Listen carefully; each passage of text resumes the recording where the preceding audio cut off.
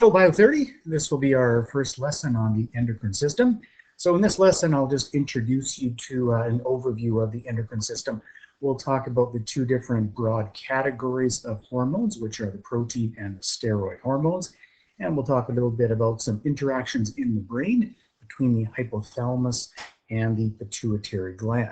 So this first picture that I have here, what I'm trying to show is that the endocrine system, as with the nervous system, it has to do with a couple of things. First of all, homeostasis, maintaining ideal internal conditions, and also communication. In the case of the nervous system, that communication is really short-term in the sense that the biochemical message only has to diffuse across the synaptic cleft, whereas with the endocrine system, these chemical messengers, they're going to travel throughout the body, so much longer distance in terms of the message being sent.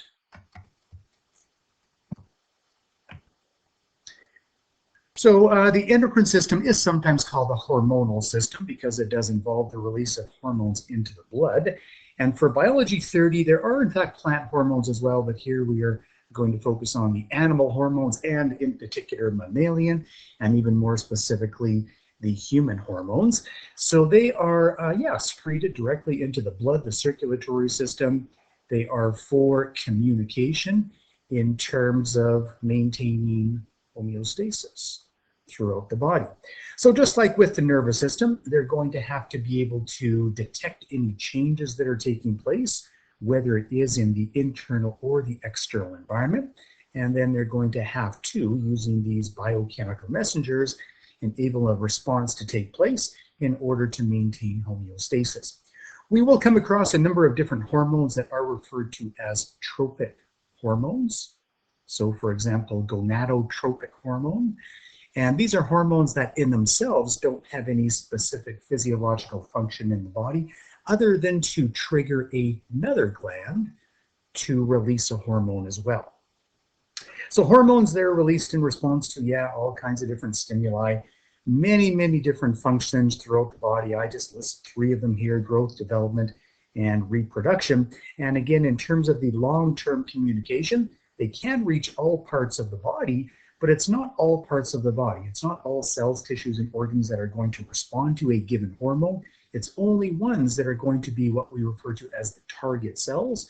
And those are the ones that are going to have receptors that are going to be specific for that particular hormone, of which there are dozens of produced by the human body.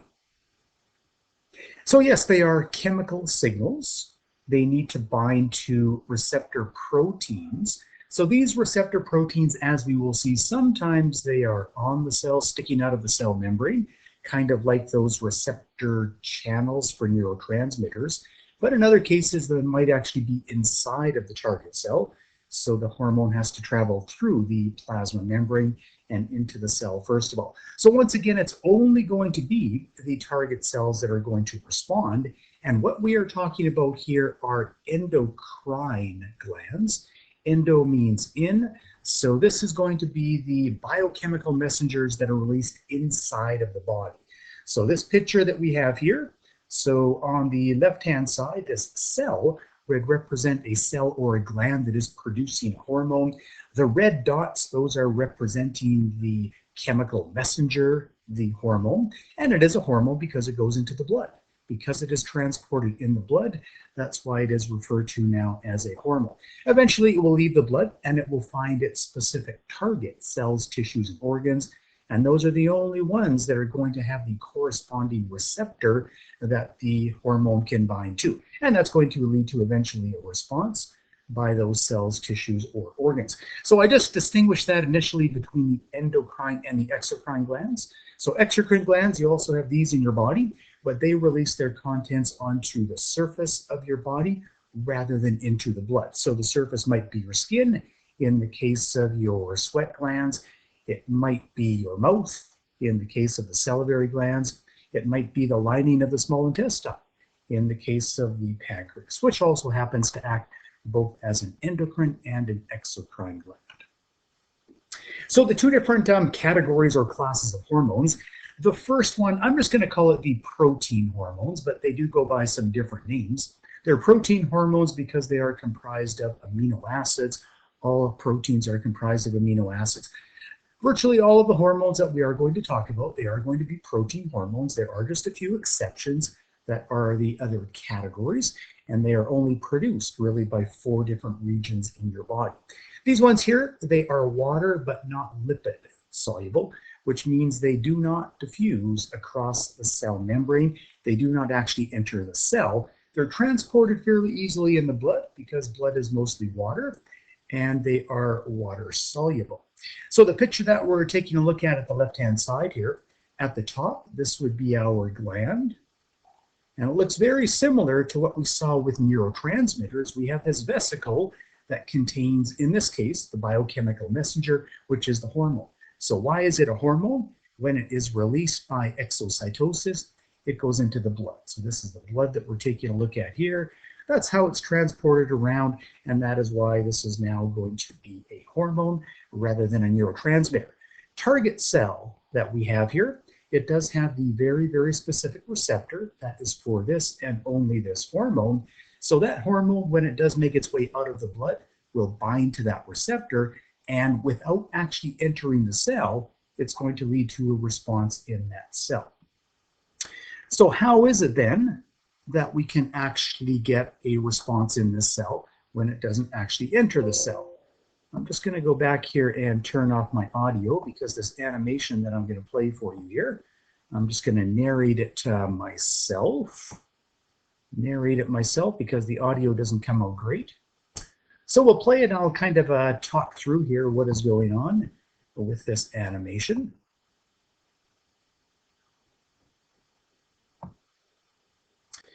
So to orient ourselves, first of all, this is showing here our target cell. And in purple, this is going to be our receptor for a hormone that we don't see in the picture yet. So the hormone we refer to as the first messenger, but in order to get a response in the cell, we're going to have, well, the title of this is a second messenger. And although you don't need to know all of the details of what goes on inside of the cell, the second messenger in this case, it's going to be something that is referred to as cyclical AMP. So taking a look at this animation, we see the hormone coming in here. That is our signaling molecule. And they say that in this case, it is the epinephrine, binds to a receptor. And here, again, don't be concerned about all these details that we're seeing here. We have a cascade of reactions, enzymes that are involved, intermediates that are involved. But ultimately, what is going to happen is inside of the cell, it's going to lead to a change. And that change is going to be the activation of a protein that is already present within the cytoplasm. And this is just going to turn on this protein and lead to a cell change and lead to a response. So again, the actual hormone does not enter the cell. It needs to bind to a receptor that is embedded in the cell membrane, but that still does lead to a change inside of the cell. So that's what we see with the protein hormones, and we'll see it's going to be a little bit different with the other kind of hormone.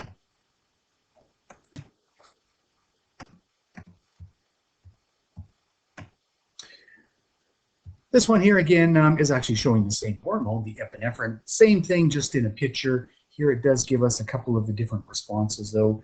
So this orangish band going across, that's phospholipid bilayer. And this hormone here, epinephrine, is a protein hormone, and it simply cannot cross that phospholipid bilayer. This is the receptor. Again, a cascade of a whole bunch of changes that you don't need to know anything about. But then it does say that we're going to activate this protein right here. And these are some of the responses that we're going to see inside of this cell when we do have the epinephrine that is binding to the receptor. So that is the way that these protein hormones are going to function. The other category or class of hormone, they are referred to as the steroid hormones. Again, there are some different names, but that's the one I will use. These ones are not made up of amino acids, but they're made up of a complex ring-like structure of carbon, hydrogen, and oxygen. These hormones, try and remember this, they're only produced by 4 different glands in your body. So one of them is the outer region of the adrenal gland, which is called the adrenal cortex. Cortex is on the outside. And these are a couple of the hormones that you will need to know about that are steroid hormones produced by the adrenal cortex. The only other places have to do with reproduction. So in the male, the testes, they produce testosterone. That is a steroid hormone. In females, in the ovaries, estrogen and progesterone, those are steroid hormones. And if a female is pregnant, the placenta, which is the connection between the embryo, the fetus, and the mother, that will also produce these sex hormones, estrogen and progesterone, which are also steroid hormones. Okay, so try and keep that in mind. It's only these 4 different locations. Anywhere else in the body, if it's producing a hormone, then they're going to be the protein hormones. So the key with these ones that leads to the difference in terms of the mechanism is these ones are lipid soluble. So that means they aren't transported quite as well in the blood. Taking a look at this picture here. But they can pass through the cell membrane. Okay, this is the cell membrane right here. So the hormone produced by a gland makes its way into the blood, leaves the blood. There's no receptor in the cell membrane. There might be a receptor in the cytoplasm, but it can pass directly through the phospholipid bilayer, not only of the cell membrane, but also of the nucleus. So this is the nucleus that we see at the lower right-hand side. It can go directly into the nucleus. So what can happen when it goes into the nucleus is it can have a direct impact on, not just on the activation of proteins that are already there, but it can lead to the what we call synthesis or the production of new proteins. So similar animation here to show these events with the steroid hormone. So we have S for our steroid hormone. Here we're starting with the blood, not with the gland that produced it. A carrier because it doesn't dissolve that readily in the blood. Eventually though, that hormone is going to leave the blood. And take a look at this, passes directly through the phospholipid bilayer. Sometimes there's a carrier inside of the cytoplasm, but not always. At any rate, it's going to go into the nucleus. This is the DNA, that's the genetic information, and that's where the instructions are for the synthesis of proteins. So what it's going to show here, and again, you don't need to be concerned about all of the details at this point, is it's going to trigger the reading of information in the nucleus, the instructions from the DNA on how to make a protein, and then that's going to allow for the making, the synthesis of a new protein inside of this cell. And that actually happens inside of the cytoplasm, where we have the production of the synthesis of a new protein that they're showing here. All right, so key differences again. Really, it's that it does now pass through the phospholipid bilayer. It enters the nucleus. Not only does it lead to an activation of proteins, but it leads to the synthesis of entirely new proteins by that cell. So the example here, estradiol is estrogen, the female sex hormone, and it's just showing that it passes through, again, the cell membrane. Here it does bind to a receptor in the cytoplasm into the nucleus, and the point is that it leads to the production of this here, which in fact is a protein. So this protein wasn't already there inside of the cytoplasm. It was synthesized, it was made new because of the instructions coming from, or the stimulus coming from, this hormone. So each hormone can in fact have different effects on target cells, and that's because of various different things. There might be different receptors on different cells.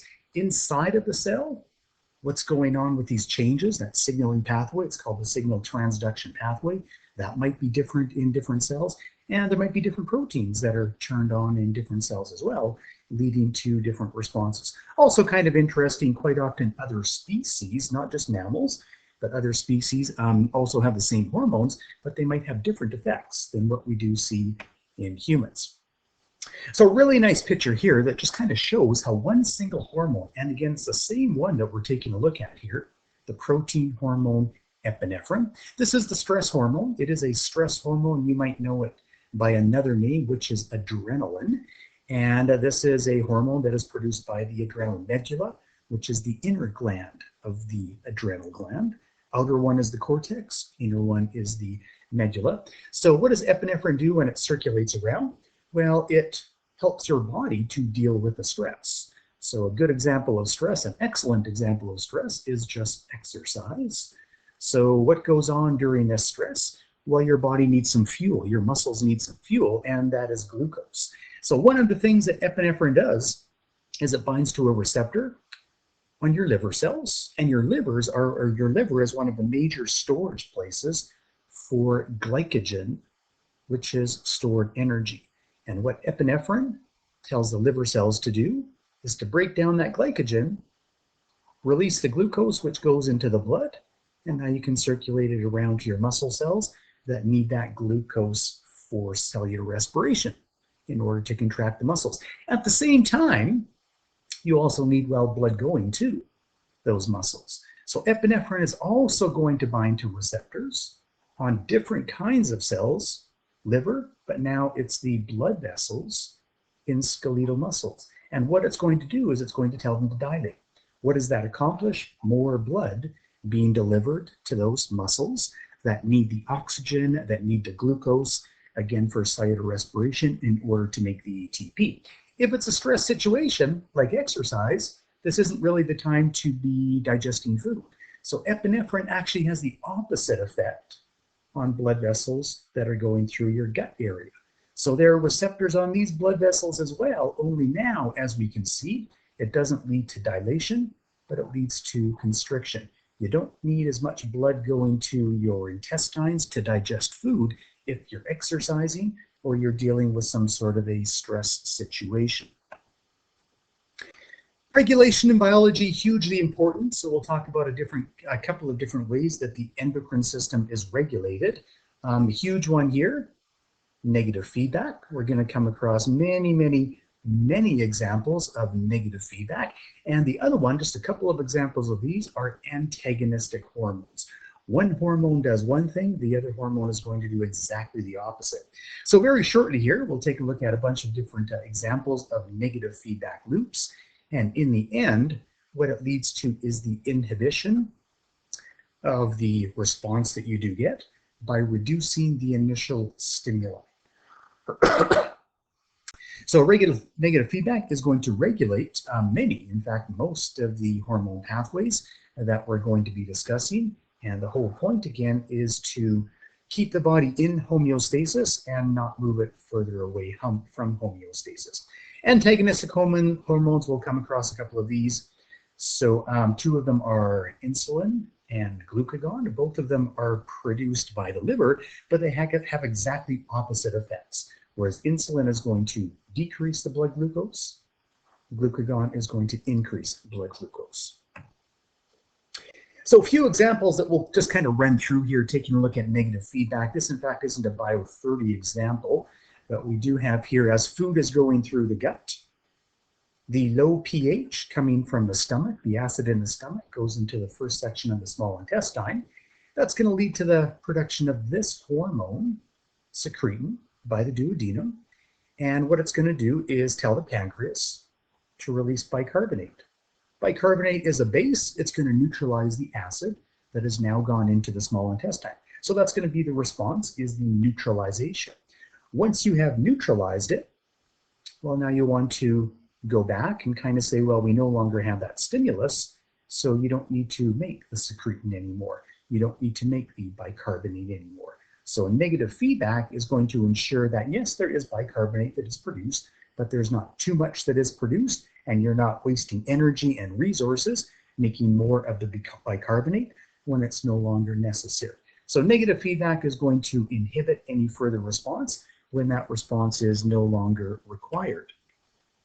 We're going to see a pattern like this, where we're going to see three different glands, a sequence of three different glands that I have labeled here as glands A, B, and C, and three different hormones as well. And the pattern is going to be gland A is going to produce a hormone, and this is going to be a tropic hormone because its sole function is going to be telling gland B to produce another hormone, which is also going to be a tropic hormone because it as well is only going to tell the third gland, gland C, to produce this last hormone. So it's this last hormone that's really going to be carrying out the response and leading to a response. So why not just have one gland and one hormone? Well, this allows for a couple of things: very fine control and regulation of the production of the hormones, and it also allows for amplification. So hormones, they do work in incredibly low concentrations. We might be talking about parts per million, parts per billion or even parts per trillion. Very, very low concentrations of these hormones circulating around in your blood. And this sequence does allow for the amplification going from hormone 1, hormone 2, and eventually to hormone number 3. But the point right here is that we also have this negative feedback, and the key is that it's this third hormone that's going to be regulating its own production.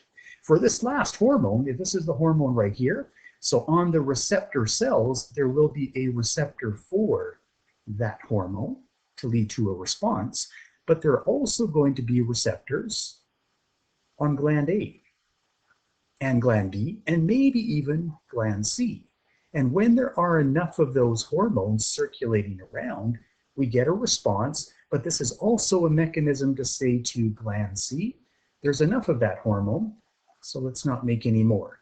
To gland B, there's enough of that hormone, let's not make any more. And to gland A, there's enough, let's not make any more. So there may be all three of these loops involved. There may only be one, or there may be two out of the three. But in this case, the negative here, it does mean that these are in fact negative feedbacks. So yes, sometimes there are long loops and sometimes there are the short loops that are involved. This is a specific example. The point here is not to memorize all the details, even though this is one that you will need to know all the details on. The point right now, though, again, is just to take a look at the negative feedback that it is showing in this picture here.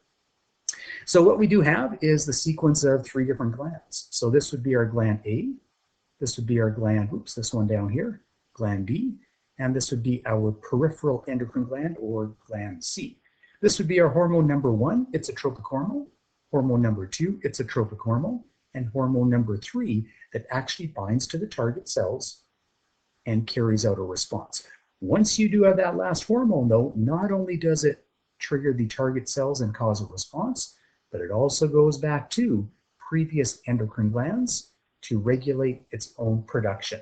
The final hormone is going to regulate its own production when the concentration is high enough and you don't need any more of it to be produced. So it's not a good thing when you have an inappropriate response, a low response, but it's also inappropriate to have too much of a response. So this allows for that very, very fine control. So it is an appropriate, finely tuned response that you do get.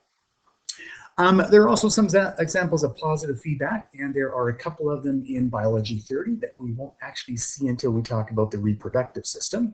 So instead of turning it off, this is actually going to lead to an even more enhanced response. So one of the examples that, again, we will eventually get to does deal with this hormone here, oxytocin. It's produced by the hypothalamus, released by the pituitary gland. And what it does lead to is the release of milk when an infant is feeding. So this response doesn't turn off any further production of the oxytocin. In fact, it turns on more production of the oxytocin, so more milk is released and there's more food that is available for that feeding infant. These are the major glands in the human body, and what I'm going to talk about for the rest of this lesson is what is going on in this region right here with the hypothalamus and the pituitary gland. So those two, there's a very, very fine relationship and control that does take place between the hypothalamus and the pituitary gland. So we'll talk a little bit about those interactions. So if we take a look at this cross-section through the brain, you can only see this when you're taking a look at the interior. And what we're going to focus on is the hypothalamus. They do have neurons, or there are neurons in the hypothalamus, but these neurons, they are secreting chemicals into the blood. In other words, they're producing hormones. And for that reason, because it is neurons that are producing these hormones, they are referred to as neurohormones that are produced by the hypothalamus. So yes, it is a little bit blurred when we're talking about this part of the brain. Is it neurons that we're talking about? Is it glands producing hormones that we're talking about? Well, it's actually both when we are dealing with the hypothalamus. So the hypothalamus is going to have an influence on the pituitary gland, which hangs down below the hypothalamus, and we divide it into two different categories. The anterior, that's the front. Posterior is the back. And what we'll see is that the hypothalamus It's going to influence the back of the pituitary, a little bit different than the front of the pituitary. And by the way, this is also referred to as the master gland, pituitary gland, the master gland, because it has an influence on a whole bunch of other peripheral glands in your body, like gonads, testes, and ovaries, like the adrenal gland, the adrenal cortex, like the thyroid gland. But in reality, this master gland truly takes its instructions from the hypothalamus and from the central nervous system. So let's zoom in and take a look at that portion of the brain. So hypothalamus at the top here in yellow, pituitary at the bottom. So the first couple slides here are taking a look at the posterior pituitary. This one's a little bit simpler because there are only two hormones that eventually you will need to know about, and they are ADH, or antidiuretic hormone, and the other one that we actually just saw is oxytocin. At this point, you don't need to know any of the details about these two hormones. That's not the point of talking about them right now. The point of mentioning them right now is that it involves the posterior pituitary and the influence coming from the hypothalamus. So if we take a look at all of these cells here, you might recognize these. They are neurons, but they're a special kind of neuron because they are neurons that have at the axon terminal a chemical that's released that goes into the blood. In other words, they're not neurotransmitters. They are now called hormones, even though they're released in exactly the same mechanism as neurotransmitters. So the hormones that are released from the axon terminal, they were actually made up here in the cell body. So that is why we say that these two hormones, ADH and oxytocin, even though they are released into the blood from the posterior pituitary, that's not where they're produced. They are actually produced in the hypothalamus. They travel down along the length of the axon, and when they get the stimulus, they are released into the blood. So for the ADH, the stimulus would be dehydration. For oxytocin, the stimulus would be, birth itself. It causes uterine contractions, and the delivering of milk, the contraction of the muscles in the glands, the mammary glands. So those are the only two hormones that do involve the posterior pituitary. And those two hormones are not produced there. They're produced in the hypothalamus.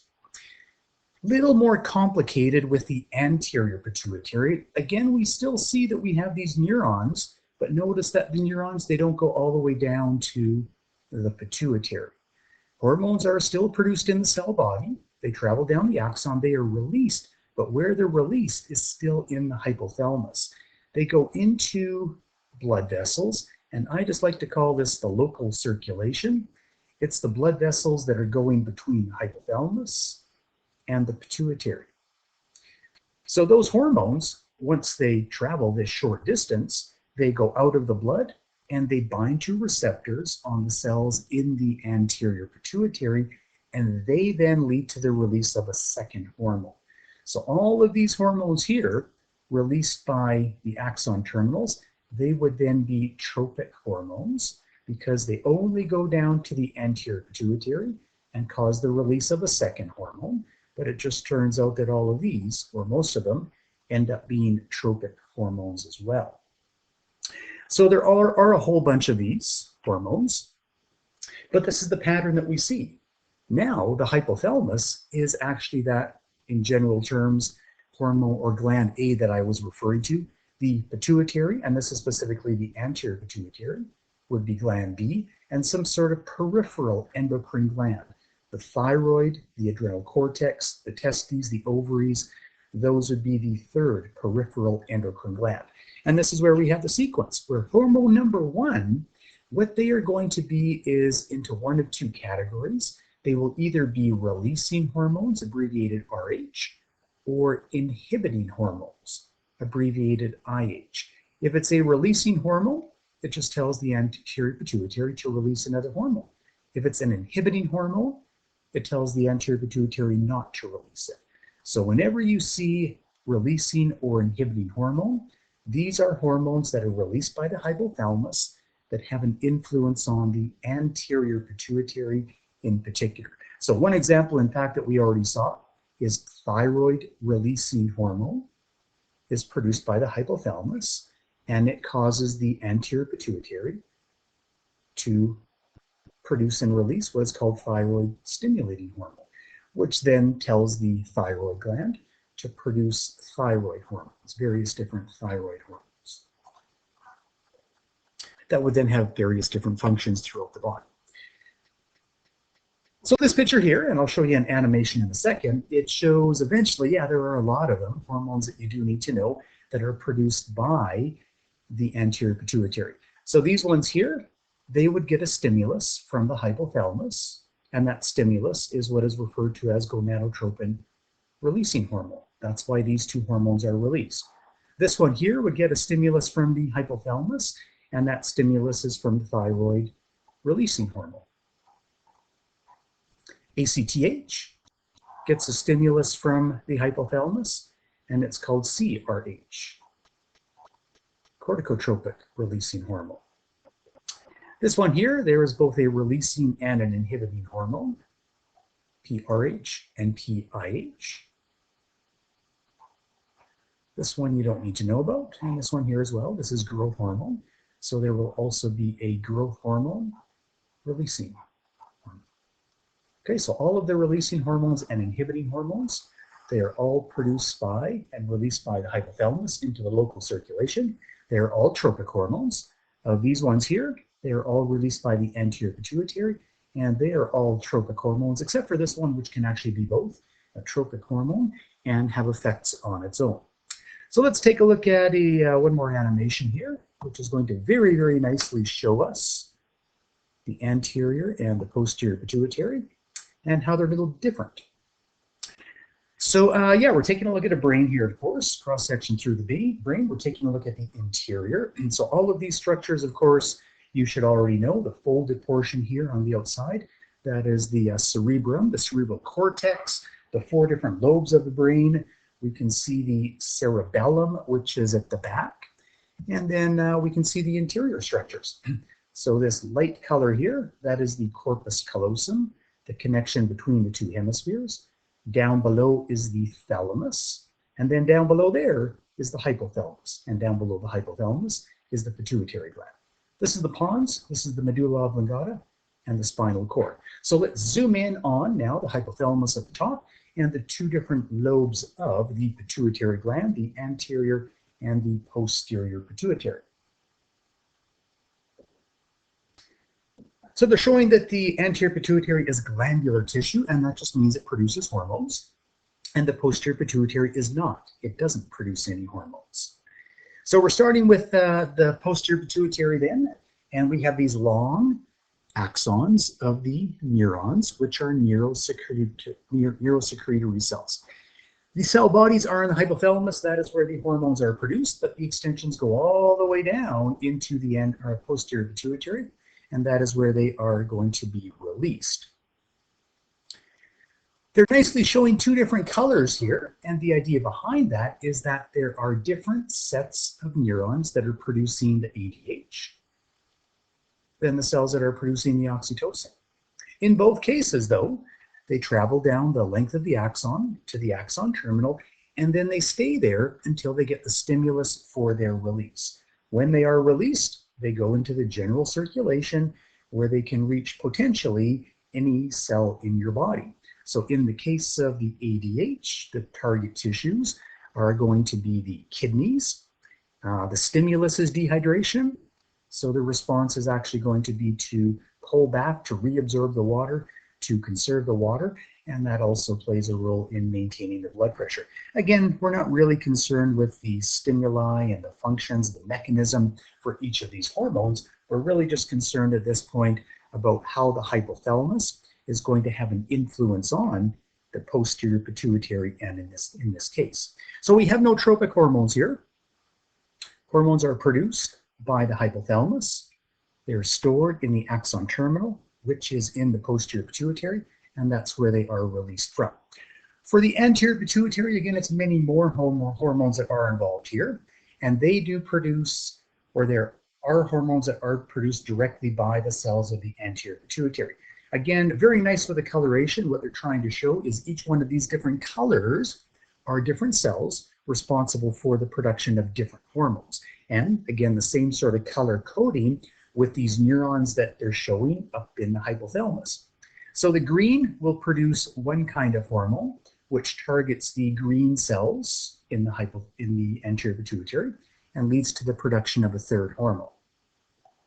So very, very specific receptors. This is a hormone which only binds to this receptor and will only tell those cells to reduce or to produce and release the second hormone in this sequence.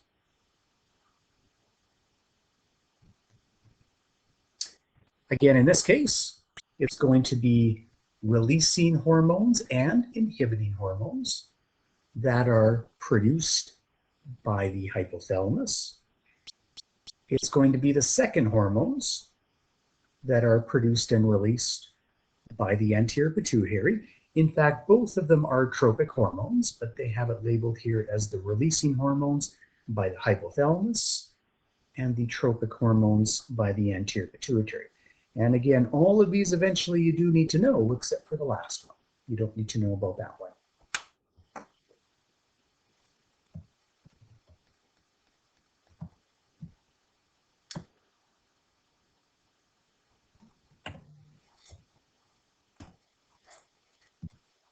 And the final slide here is just a reminder that there is a lot of information.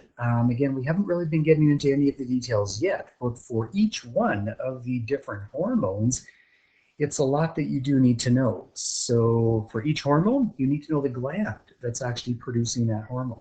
You need to know the target, or sometimes it's more than one target for that specific hormone. You need to know what was the stimulus in the first place that caused the gland to release that hormone. You need to know what is the response that you're going to get from that target cell, tissue, or organ, and then also the feedback, typically the negative feedback, sometimes the positive feedback. You need to know this for many, many different hormones. So as I say here, about 11 of them with the current unit and 7 of them when we go on to the reproductive system. And this isn't really even taking into account those releasing hormones, the inhibiting hormones, and the tropic hormones that are produced by the anterior pituitary.